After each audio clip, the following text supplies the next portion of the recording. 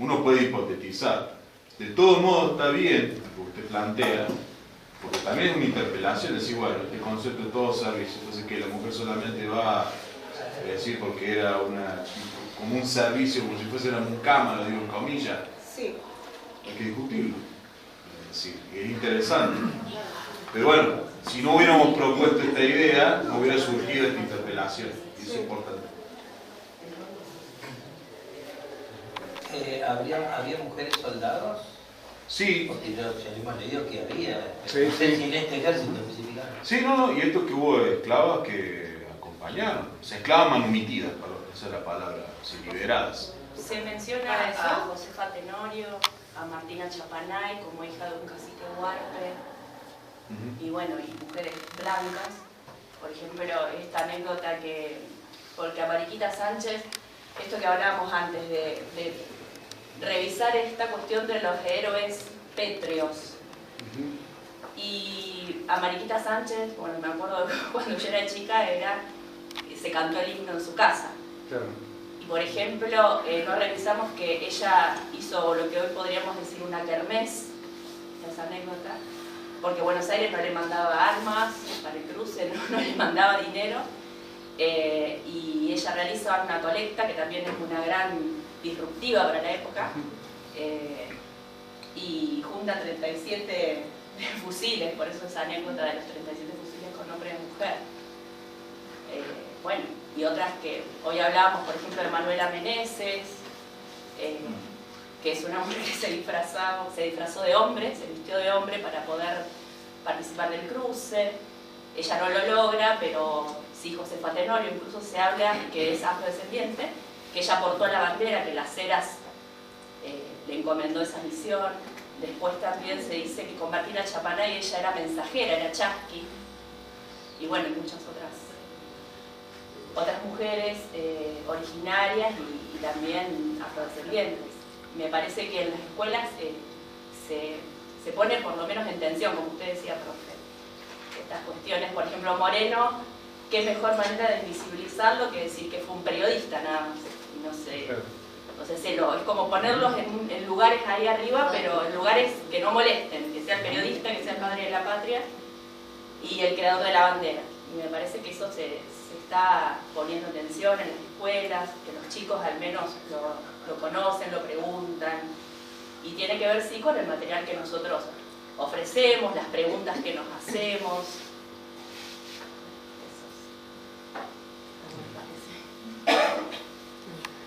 Yo tengo una pregunta, estas mujeres esclavas, ¿no?, que fueron liberadas, ¿participaron del cruce de manera voluntaria o para ser liberado tenías que participar en el cruce? Y la manumisión iba acompañada, eso sí tenía que cumplir servicio.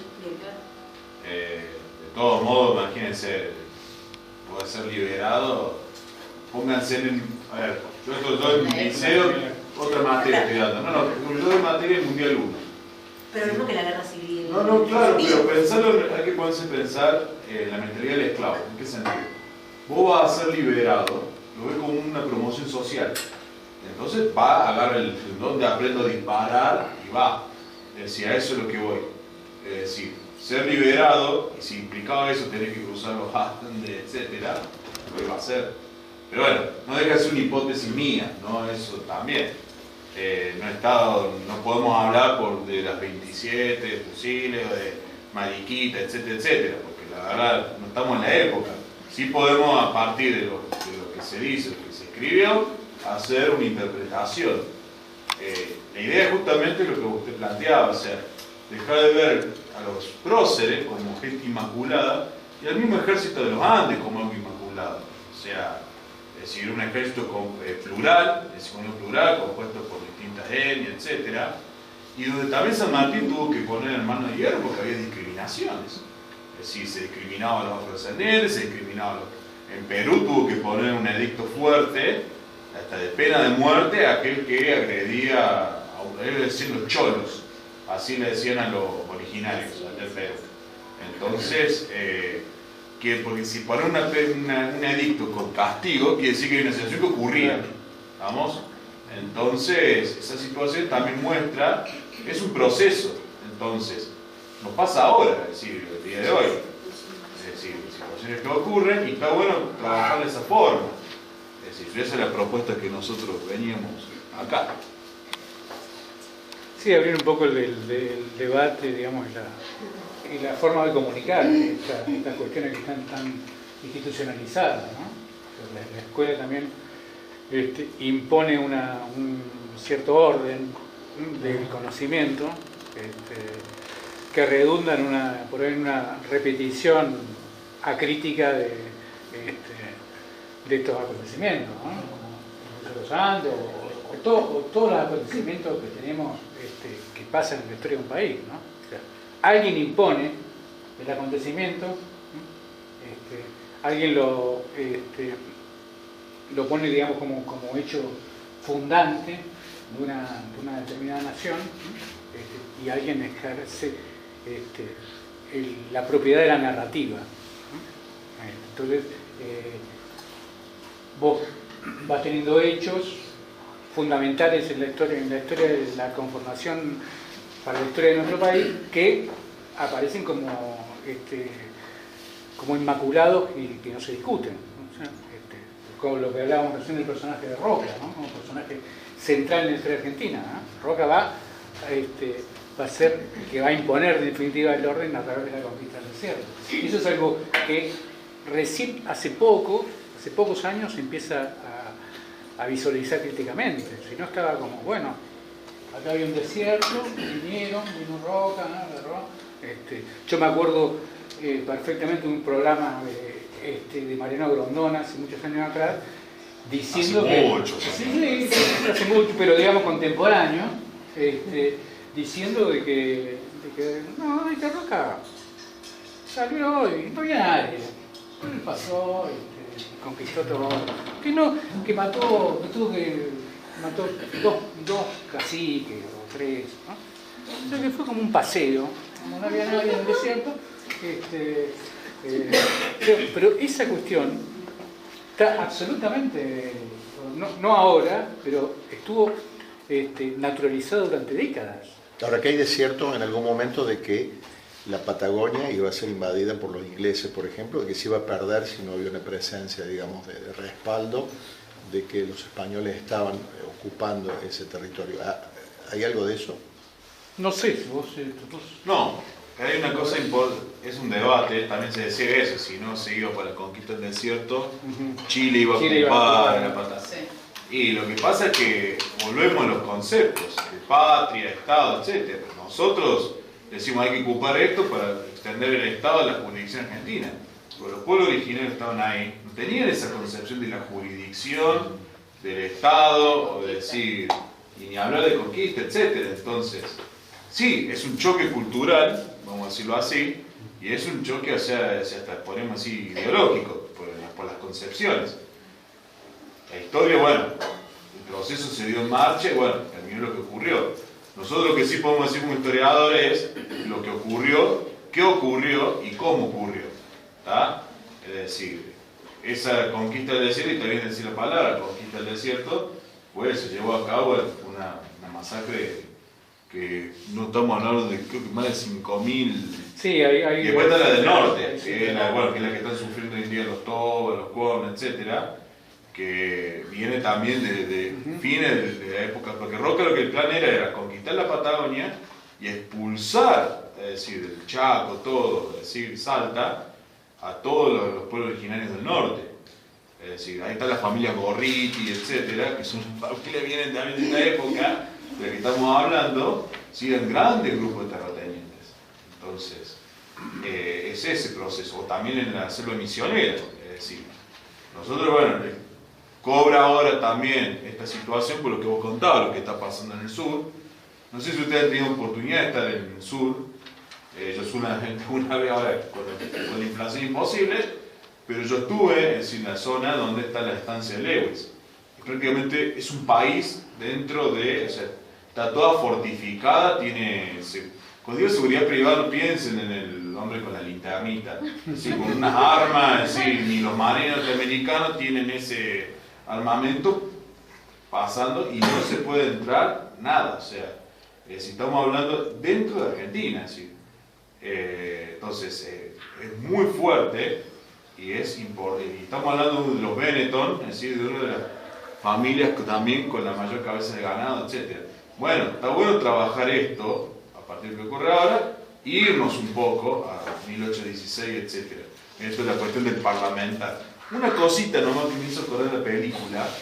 Ustedes vieron que está San Martín parado y el resto de los caciques sentados. O sea, San Martín hablando en castellano. Y los caciques, diciéndole así. Bueno, los caciques no sabían castellano. Había un fraile, el fraile Luis, que él le traducía, así, a los pehuenches y todo, lo que San Martín parlamentaba. ¿Tá? Sí, eso también está verlo, porque si no queda como que. Sí. Claro, todo hablan el mismo idioma. Claro. O de un día podés estar San Martín hablando en pehuenche, ¿vieron? Claro. Bueno. Pero sí, ese es el tema. Y bueno, después también ve esta cuestión, nosotros pusimos el título de la gesta sanmartiniana. ¿Por qué no hablamos de la gesta de Mariquita que vos contabas? O sea, o también, me viene a la cabeza el fraile que dona las campanas para hacer las municiones. Sí. Es decir, porque no tenía armamento San Martín. Después hay un personaje, que tendría que hacer una película de él, el Lord Cochrane, que era un escocés, que era un loco de la guerra, porque para llegar a Perú San Martín iba por tierra, pero para Perú tenía que desembarcar, no tenía barcos. Y este personaje, es decir, piensen en un Jack Sparrow de los Piratas del Caribe. Cuando yo leía acá esta biografía de San Martín, contar cómo las 2 o 3 fragatas más importantes españolas, él agarrando un grupo de gente, se hacía disfrazado de español, con el traje y todo, ocupaba es para hacer una película. Ocupaba y se robaba el frente del puerto de Lima, se llevaba la fragata. O sea, y bueno, los chilenos, Cochrane es un héroe como un San Martín para los chilenos. O sea, nosotros por ejemplo no sabemos nada de él, porque bueno, San Martín, Belgrano, etc. Pero la gesta es una gesta plural, colectiva. San Martín no pudo hacer lo que hizo si no había, no tuvieron los pueblos originarios para que pasaran, no tuvieron los afrodescendientes para que ocuparan, el ejército, no tuvieran este grupo general, vos nombraste la ERA, todo, que eran generales también con una capacidad militar muy buena, ¿sí? Es eso. Es decir, y eso está lo que dice el video, mostrar la humanidad de San Martín, como que no era solamente una persona dotada, era una persona muy capaz, pero estaba rodeada también de sectores sociales distintos, etcétera, que colaboraban en esa gesta. Hay un detalle, recuerdo que hablamos el año pasado respecto de la Constitución del Estado argentino en la independencia, cuando hablamos te decía Benjamín, y también lo dijiste Carlos, de que cuando se escribe la Constitución Nacional se escribe en todas las lenguas. Se escribe, bueno, que sí, sí. Es como un símbolo de lo que no pasó en realidad, porque se pensaba una independencia de un país grande y que indudablemente terminó, no sé, los grupos de mayor poder invisibilizando a quien eran dueños de las tierras, que en realidad era la principal fuente de riqueza en aquellos años, más si no tendríamos tanta minería o oro, etcétera, como había a lo mejor en el Mar Norte. Digo yo pensando en eso, que nuestra Constitución fue traducida en idiomas de los pueblos, no sé en cuántos idiomas. Al quechua, al guaranara, al guaraní y al bodum y al mapudungún. Ah, el Mapudungún. De los mapuches. ¿Cómo es la lengua? ¿No es la lengua? Mapudungún. De hecho hay en antropología se van a hacer cursos de Mapudungún en la Universidad de Córdoba. En Córdoba hay, en Buenos Aires también. Que no es un dato menor, que ya se escribe la independencia para el 1816 reconociendo que había otros pueblos dentro del mismo país y luego obviamente que quedó castellano nomás. De hecho, San Martín estaba presionando por la declaración de la independencia, ¿no? Necesitaba esa si no podía ir. Pero había una presión. Un comentario, no sé si lo pasaron en el video, pero hay una alumna del profesorado que pregunta, para usted, ¿San Martín traicionó a los pueblos originarios? ¿No? viéndolo después de tantos años. Y es importante esa pregunta, me parece, creo que San Martín no, porque en su proyecto los pueblos originarios podían ser ciudadanos, abolir las castas, etc. San Martín era un revolucionario, esto también lo marca ahí el video. Pero hay que, me parece, prestar atención a la operación historiográfica, o sea, la historia que escribe Mitre, la escribe desde ese estado que no tiene en cuenta a esos pueblos originarios en su proyecto. Entonces esos pueblos originarios ya no son gente para parlamentar, sino son gente para masacrar. Entonces esa historia se escribe desde esos intereses estatales. Entonces ver los hechos históricos y la operación historiográfica que se construye para relatar esos hechos donde en la foto no podían salir 6 negros y 2 indios. Eso me parece que está bueno marcar esos dos planos, ¿no? El plano de los hechos históricos, que los profes tiraron un montón de puntas y hay mucho para investigar, pero también la operación estatal, ¿no? Ese Estado que mata a los indios no los incluye en su proyecto. Me parece que plantear eso como un tema también para ver en nuestras prácticas.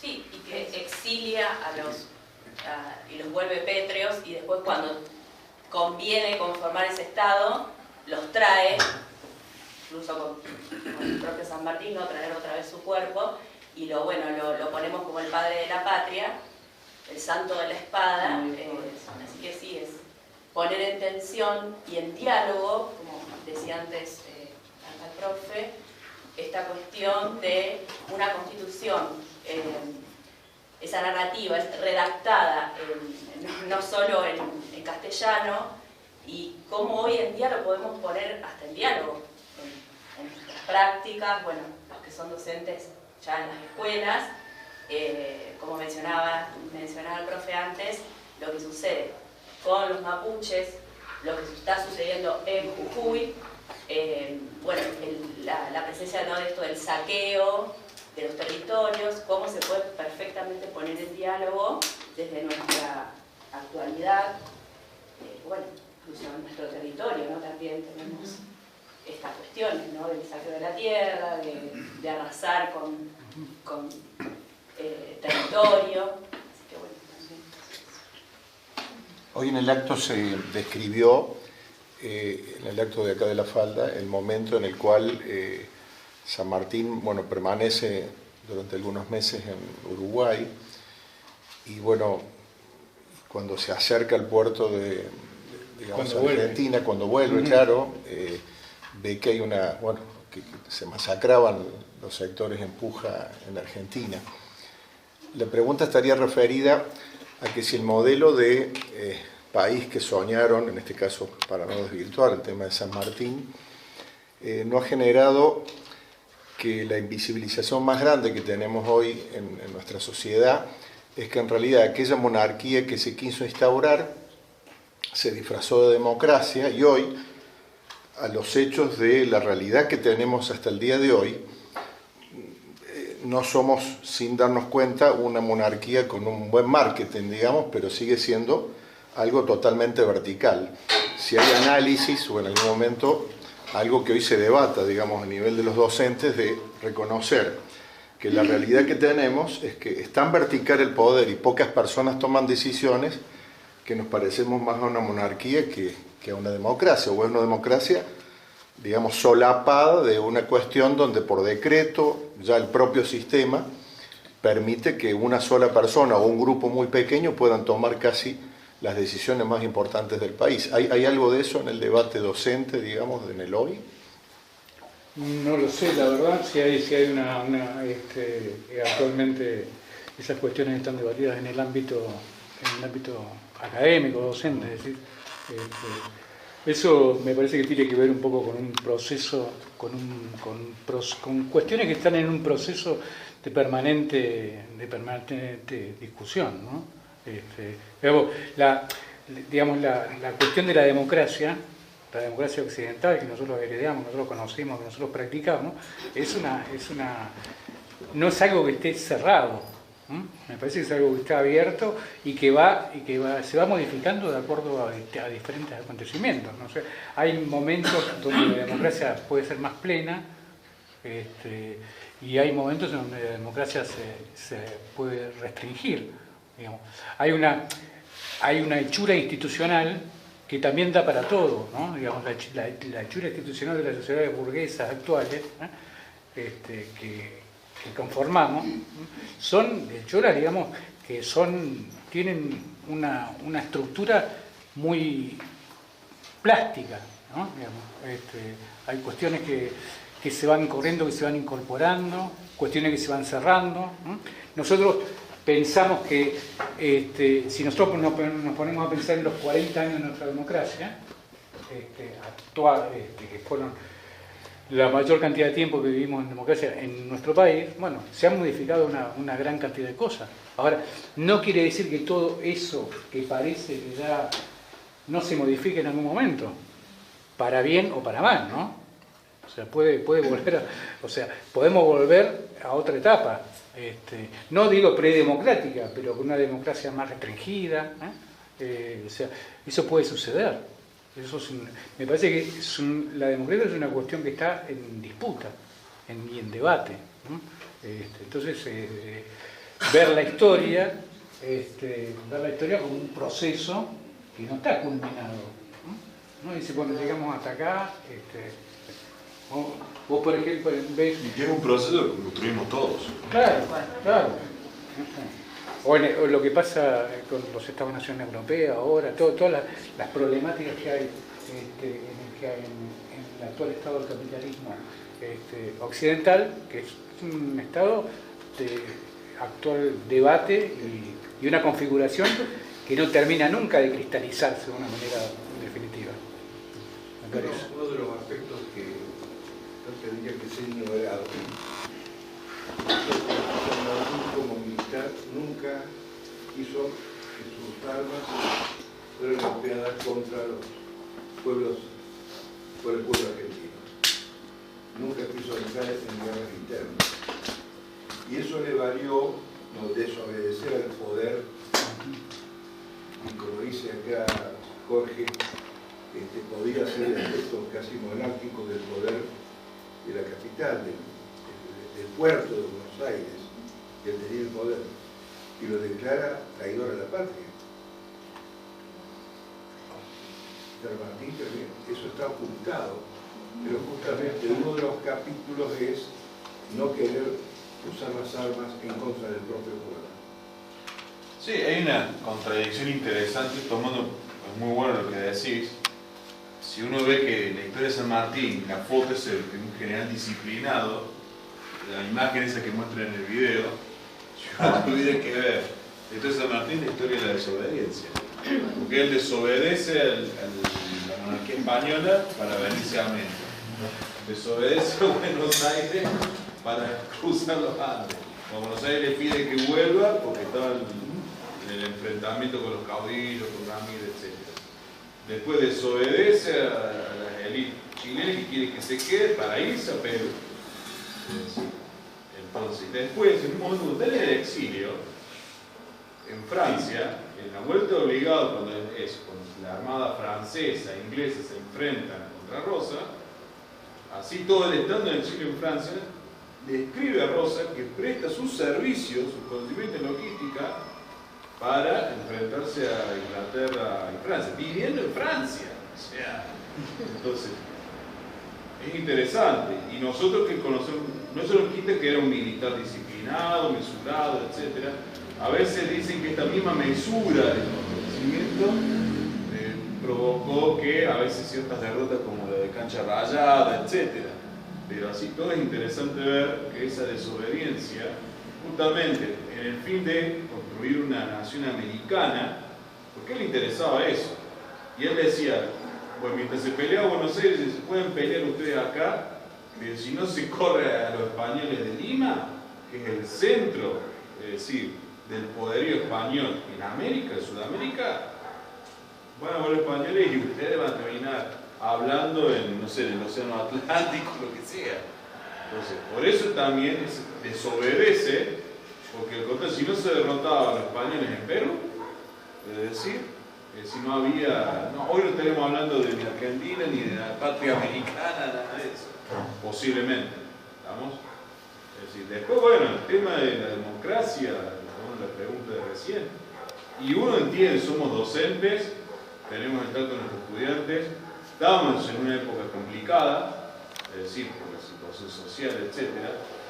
Que hoy hayamos logrado esto, una especie de parlamento, como decir, en círculo, y poder dialogar y poder sacar conclusiones en común, es decir, si eso después sirve para la actividad cotidiana, etc., yo me siento realizado. O sea, después cada uno somos responsables, somos un colectivo, y las decisiones que tomamos las tenemos que hacer en poder, pensar en el otro, pero también sabiendo de que nosotros somos responsables de lo que hacemos.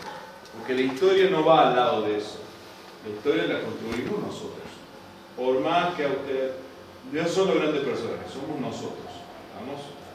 Eso.